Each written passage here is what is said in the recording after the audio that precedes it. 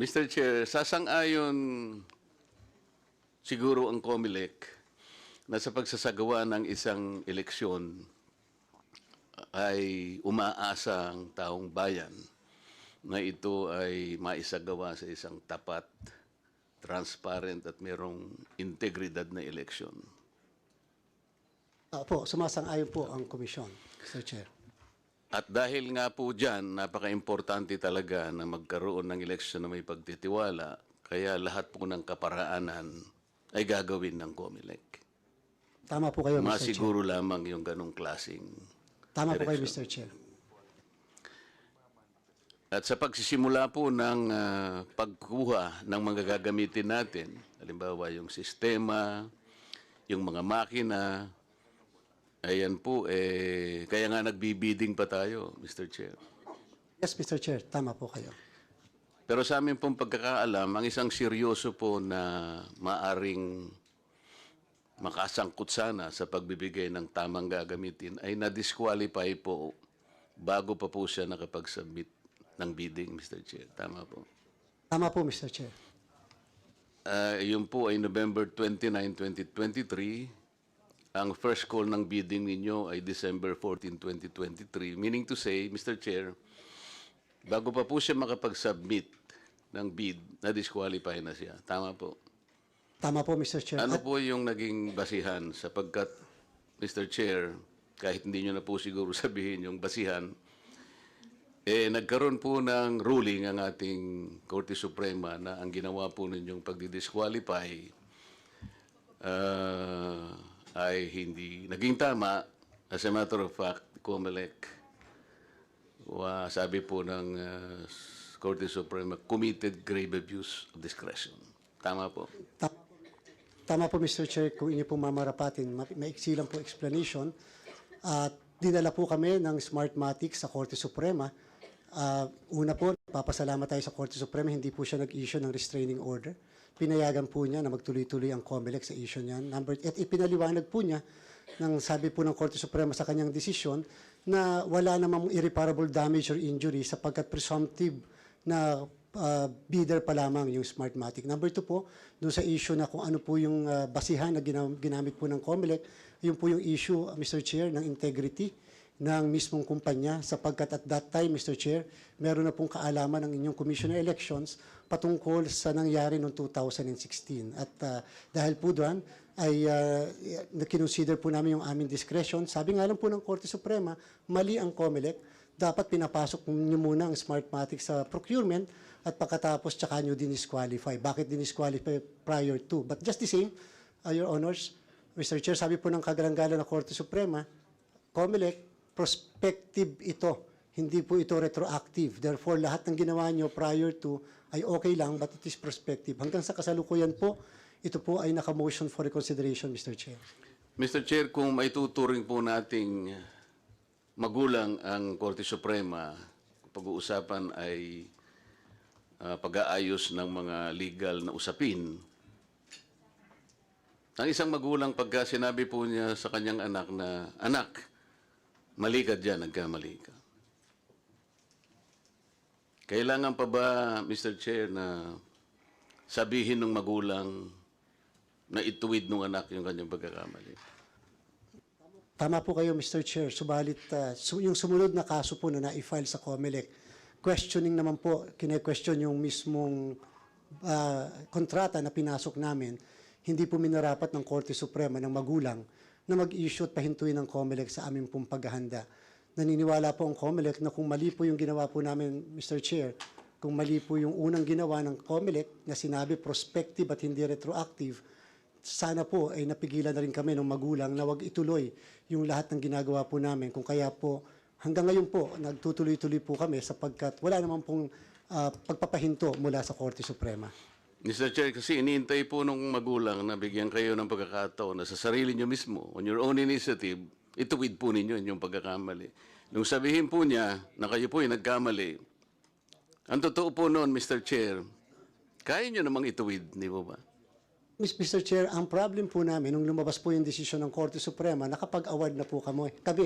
So yung pong magulang ay nasabihan na nakapagbigay na kami ng award. In fact po, Mr. Chair, yung tao, yung mismo entity na binigyan namin ng award ay nabanggit sa mismo desisyon ng Korte Suprema. At sinabi nga po niya na tuloy-tuloy na lang yung ginawa ng COMELEC na pagbibigay ng award. At yun naman po yung naka-motion for reconsideration. At ilang buwan makalipas po ng desisyon ng Korte Suprema, bigla po nagkaroon ng kaso sa Amerika na nagsasabing more or less po, Mr. Chair, tama ang naging kilos ng Commission on Elections sapagkat nangangahulugan po, may pinagbasihan pala yung aming naging disqualification. Bagamat again, mali pa rin naman po, inaamin naman natin na mali pa rin ang pagkakabanggit, kaya lang po, prospective ang application, sabi po ng ating Korte Suprema. Yun nga po, ulitin ko, wala naman po dun sa pagkakasabi ng Korte Suprema na hindi nyo kayang ituwid yung mali sapagkat napagsabihan po tayo na tayo nagkamali. Yes, Mr. Chair, kung sasabihin po talaga ngayon sa pangalawang kaso ng mismong kino-question yung kontrata na kami ay mali, dyan po kami makakapag-correct, Hindi po, Mr. yung Chair. pinupunto ko kahit na po, wag na nating hintayin muna eh. Kasi nung sinabi ng magulang, Chair George, nga niya, nagkamali ka dyan. Isang mabuting anak ka naman, Chair George, sapagkat alam ko naman yun dahil magkaibigan tayo, di ba? Nung sabihin niyang nagkamali ka, bilang isang mabuting anak, ay hindi ko nakahintayin yung aking magulang na anak, ituwid mo yan. Ako mismo gagawa ako ng paraan. Bakit hindi mo ginawa, Mr. Chair? Dapat po talaga sana magandang magawa. Kaya lang po, Mr. Chair, meron po kasi tayong patakaran sa procurement and therefore nakapagbigay na po kami ng award. Kung amin po ibabaliwala yung award na ganung pinayagan naman kami ng Korte Suprema ng magulang na magtuloy-tuloy, palalo po kami makakasuhan sapagkat kung sasabihin po sa amin ng Korte Suprema, baliwala yung kontrata. Mabilis pa po sa alas 5, babaliwala namin yung kontrata dahil utos po yun na magulang kung yun po yung sasabihin. Hindi po eh. Kaya nga tinatanong ko, hindi ko na po hihintayin sapagkat nagkamali po ako eh.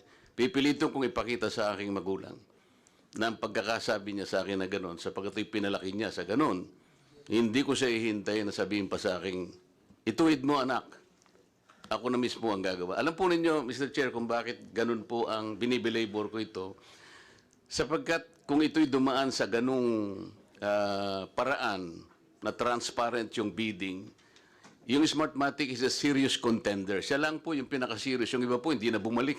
Kaya natira po ang Miro na sole qualified bidder yata yun. Hindi po sana nangyari yung kung pinayagan sana. Napaka-importante po kasi pag nagkaroon ng isang serious bidding, pati po yung gagamitin natin, ipoprocure natin sistema, mga makinang kaugnay nito, ay kagaya ng binanggit natin kanina, Mr. Chair, yung pagsasagawa ng isang transparent at mayroong integridad na eleksyon talagang makakamit natin.